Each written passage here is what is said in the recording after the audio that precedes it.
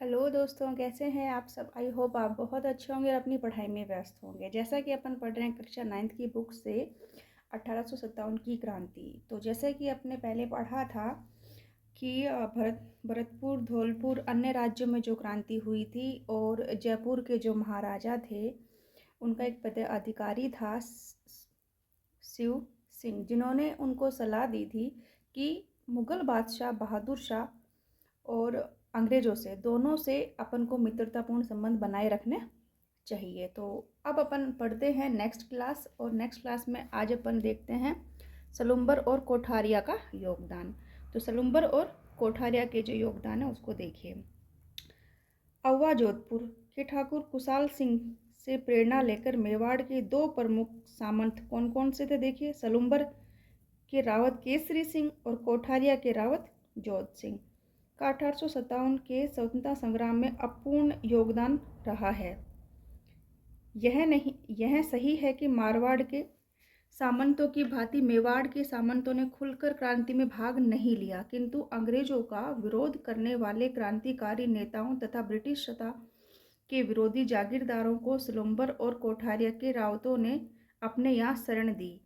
उन्होंने क्रांतिकारियों के परिवार को भी आश्रय दिया। सलुम्बर के रावत केसरी सिंह ने आसपास के जागीरदारों को साथ लेकर औवा के ठाकुर के स्वतंत्रता यज्ञ में भरपूर सहायता की। उदयपुर के महाराणा ने कंपनी सरकार के साथ जो संधि की कि केसरी सिंह उनका खुलकर विरोध किया। एजीजी लॉरेंस ने केसरी सिंह की ब्रिटिश विरोधी गतिविधियों की देखकर महाराणा उदयपुर पर यह दबाव डाला कि वे उसके विरुद्ध कार्रवाई करें, किंतु महाराणा उसके विरुद्ध कार्रवाई करने का साहस नहीं जुटा सके। अंग्रेजों के द्वारा औवा गांव को तहस नहस कर दिया गया तथा ठाकुर कुशाल सिंह निर्वाह अथवा अवस्था में इधर उधर भटक रहे थे, तब कोठारिया के रावत जोध सिंह ने उनको गले लगाया। उन्होंने कोठारिया में पेशवा नाना साहब और उसके परिवार को भी शरण दी तथा सब प्रकार की सुख सुविधा उपलब्ध करवाई। इस प्रकार ब्रिटिश सत्ता का विरोध कर रहे भावी परिणामों की चिंता न कर सलुम्बर व कोठारिया, कौन से मेवाड़ के दो ठिकाने थे जो कौन कौन से थे, सलुम्बर और कोठारिया ने अपूर्ण त्याग और साहस का परिचय दिया था। फिर अगस्त 1858 तक समस्त भारत में विद्रोह कुचल दिया गया था। नवंबर 1858 में ईस्ट इंडिया कंपनी ने भारत शासन ब्रिटिश ताज को सौंप दिया। कब हुआ था, मतलब पूरे भारत में 1857 की क्रांति को कब कुचल दिया गया और वो कर लिया, वो कब किया था, अगस्त 1858 में। और नवंबर, ध्यान रखना, नवंबर 1858 में ईस्ट इंडिया कंपनी ने भारत शासन ब्रिटिश ताज को सौंप दिया था। और ब्रिटेन की महारानी कौन थी उस वक्त, विक्टोरिया की ओर से भारत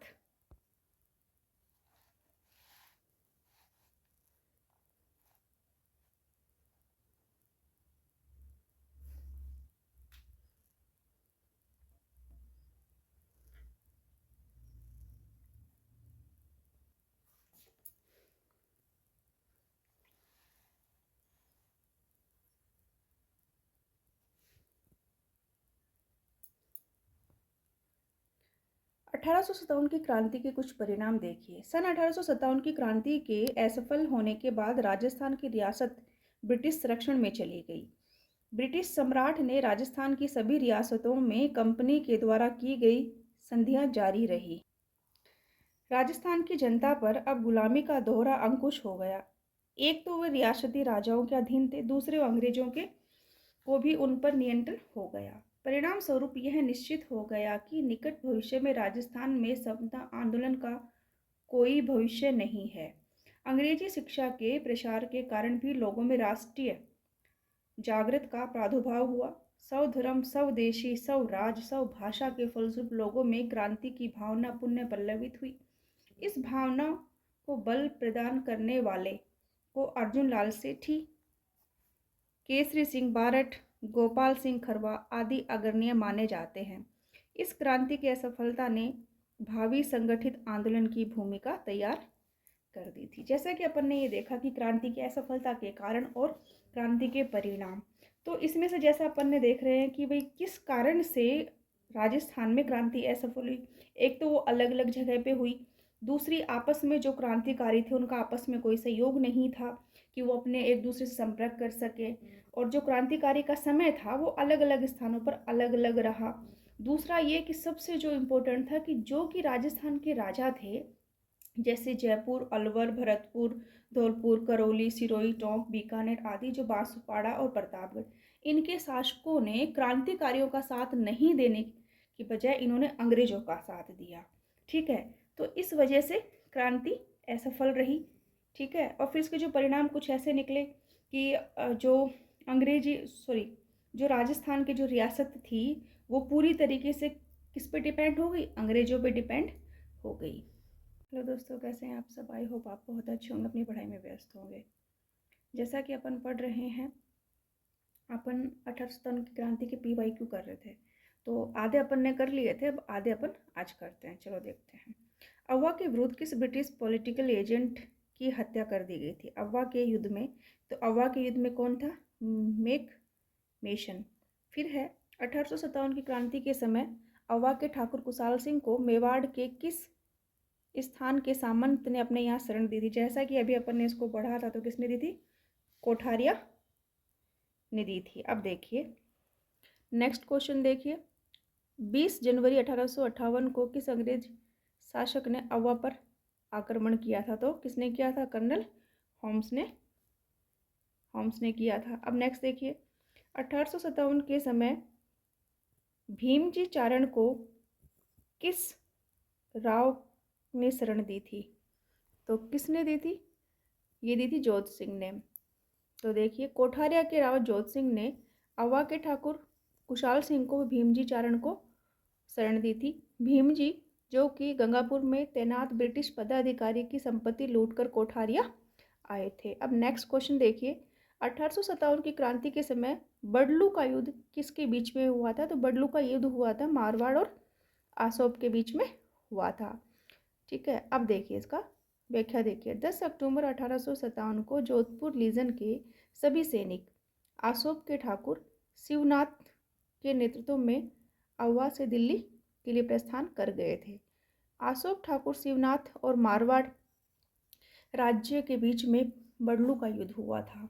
ठीक है, शिवनाथ के सिंह को राजकीय सेना के सामने आत्मसमर्पण करना पड़ा। अब नेक्स्ट देखिए, किस छावनी ने सैनिक दस्तों ने 21 अगस्त 1857 को चलो दिल्ली मारो फिरंगी का नारा दिया था? ये किसने दिया था? एरनपुरा ने दिया था। देखिए, एरनपुरा छावनी 21 अगस्त को एजिड टू गवर्नर जनरल के पुत्र को मारकर विद्रोह कर चलो दिल्ली मारो फिरंगी का नारा देते हुए दिल्ली को कूच गए यानी वहाँ चले गए। फिर है मेवात में 1857 की क्रांति के दौरान किसके नेतृत्व में प्रदान किया गया था? जो मेवात में जो हुआ था वो कौन था? जैसे सदरुद्दीन। ठीक है, अब देखिए इसकी व्याख्या देखिए। 1857 की क्रांति के दौरान भरतपुर के गुर्जर और मेवात जनता ने खुलकर विरोधियों का विद्रोह किया था। मेवात में विद्रोह का नेतृत्व किसने किया था? सदरुद्दीन ने किया था। किसने किया? मेवात में सदरुद्दीन ने किया, क्योंकि मेवात। और फिर इस विद्रोह में भरतपुर की सेना ने अंग्रेजों का साथ दिया था। भरतपुर, क्योंकि भरतपुर का जो राजा था वो किसके साथ था? अंग्रेजों के साथ था, तो वहाँ की सेना ने भी अंग्रेजों का साथ दिया। दौसा के निकट तात्या टोपे के विरुद्ध भरतपुर की सेना ने बख्शी गंगाराम के नेतृत्व में कप्तान निक्सन को अमूल्य सहायता पहुंचाई। अब देखिए, राजस्थान के राजाओं ने वह कौन सा शासक था अपनी सेना के साथ 1857 के संग्राम की सहायता हेतु बाहर चले गए? तो बहुत आपको पता है सबको, बीकानेर। अब देखिए, बीकानेर के सरदार सिंह एकमात्र ऐसे शासक थे जिसने अपनी सेना लेकर रियासत के बाहर भी अंग्रेजों की सहायता की और बडलू नामक स्थान पर विद्रोह को पराजित किया था। बदले में अंग्रेजों ने उपहार में उनको कितनी परगना या कितने गांव दिए थे? कितने दिए थे? 41 दिए थे। अब देखिए, 1857 की क्रांति को दबाने के लिए बीकानेर के किस शासक ने अंग्रेजों को सैन्य सहायता दी थी? तो किसने दी थी? सरदार सिंह ने दी थी। अब नेक्स्ट देखिए, किस शासक ने 1857 के युद्ध में सेना का नेतृत्व स्वयं ने किया था? तो स्वयं करने वाले कौन थे? बीकानेर के सर। नेक्स्ट क्वेश्चन है 1857 की स्वतंत्रता संग्राम में कोटा के महाराव सिंह की सहायता के लिए किस राज्य के सैनिक सहायता भेजी थी? तो करौली के मदलपान सिंह ने भेजी थी। ठीक है, अब नेक्स्ट देखिए, करौली राज्य ने 1857 के विद्रोह को दौरान किसकी सहायता हेतु अपनी सेना भेजी थी? तो किसकी? कोटा के पास भेजी थी, क्योंकि कोटा के शासकों को क्रांतिकारियों ने अपने संरक्षण में ले लिया था, इस वजह से। अब देखिए 1857 के विद्रोह के प्रति मेवाड़ के महाराजा की क्या नीति थी? तो ये तो सबको पता है कि मेवाड़ के महाराजा, उन्होंने क्या किया था कि वैसे अंग्रेजों के सहयोग में थे, तो उन्होंने क्या किया कि जो क्रांतिकारी और उनके बीच में जो क्रांतिकारियों ने उनको जो संधि पत्र दिया था कि भाई आप हमसे संधि कर लो, तो उन्होंने उस संधि पत्र का जो संदेश था वो खुद तक ना रख के और उन्होंने जाके अंग्रेजों को बता दिया था। तो अब देखिए इसमें 1857 के विद्रोह में राजस्थान की सभी रियासतों ने अंग्रेजों का साथ दे रहे थे। बीकानेर नरेश तो अंग्रेजों के समर्थन व सहयोग में सबसे अग्रणी थे। सरदार सिंह तो नंबर 1 पे थे। अब देखिए मेवाड़ के स्वरूप सिंह ने अंग्रेजों को महत्वपूर्ण सहयोग दिया। राजस्थान में सर्वप्रथम स्वरूप सिंह ने अंग्रेजों की सहायता करी थी। अब ये पूछे कि ऐसा कौन सा शासक था जिसने सबसे पहले 1857 की क्रांति में अंग्रेजों का साथ दिया था? तो वो कौन है? स्वरूप सिंह है। फिर है दूसरा, जयपुर का राजा राम सिंह द्वितीय ने अंग्रेजों के तन मन धन से सहायता के बदले में अंग्रेजों ने इनको सितारे हिंद की उपाधि दी थी। तो ऐसा कौन सा शासक है जिसको सितारे हिंद की उपाधि दी गई थी? तो राम सिंह सेकंड को दी गई थी। और क्यों दी गई थी ये बताइए? क्यों? क्योंकि उन्होंने अपने तन मन धन से अंग्रेजों की सहायता करी थी। एवं कोटपुतली परगना, जो कि कोटपुतली भैरव आज के समय में एक जिला बन चुका है, वो दी थी, उनको बख्शिश में दिया था। यहाँ का पॉलिटिकल एजेंट कर्नल ईडन था। तो कौन था जयपुर में? कर्नल ईडन था। बीकानेर के सरदार सिंह एकमात्र ऐसे शासक थे जिन्होंने अपनी सेना लेकर रियासत के बाहर भी अंग्रेजों की सहायता करी थी। अब नेक्स्ट क्वेश्चन देखिए, तात्या टोपे ने 1857 की क्रांति में राजस्थान के किस नगर में अधिकार करने में सफलता प्राप्त करी थी? तो भाई वो था झालावाड़। अब नेक्स्ट क्वेश्चन देखिए, 1857 के विद्रोह के दौरान निम्नलिखित में से किस ठिकानेदार ने तात्या टोपे को सहायता दी थी? तो किसने दी थी? सलमूर के केसरी सिंह ने दी थी। अब नेक्स्ट क्वेश्चन है, निम्नलिखित में से किस ब्रिटिश अधिकारी ने तात्या टोपे को फांसी देने के लिए ब्रिटिश सरकार की आलोचना की थी? तो देखिए वो किसने करी थी? C.L. सावर्स ने करी थी। ठीक है, फिर है इतिहास में तात्या टोपे को फांसी देना ब्रिटिश सरकार का अपराध समझा जाएगा और आने वाली पीढ़ी पूछेगी कि इस सजा के लिए किसने स्वीकृति दी और किसने पुष्टि करी। ये किसने बोला था? सावर्स ने कहा था। 1857 की क्रांति के समय धौलपुर का शासक था, तो धौलपुर में थे भगवंत सिंह। अब देखिए धौलपुर विद्रोह, जनता देवा गुजर, रामचंद्र और हीरालाल राणा के नेतृत्व में विद्रोह हुआ था, कर धौलपुर पर अधिकार कर लिया। किस किसने किया था? देवा गुजर, रामचंद्र और हीरालाल राणा ने किया था, जिसे 2 माह बाद में पटियाला नरेश वहाँ के राजा भगवंत सिंह को आज़ाद करवाया था। तो जो पटियाला नरेश थे ना, वहाँ के राजा ने भगवंत सिंह को आज़ाद करवाया था। अब देखिए भारत के प्रथम स्वतंत्रता संग्राम में जो भोजन सामग्री क्रांतिकारी संदेश के साथ गांव में वितरित की जाती थी वह क्या थी? रोटी और कमल का फूल थी। अब देखिए 1857 के दौरान लिखित पुस्तक माझा प्रवास किसकी थी? तो माझा प्रवास थी विष्णु भट्ट गौडसे की थी। फिर है Rajasthan role in the struggle of 1857 किसने लिखी थी? तो ये किसने लिखी थी?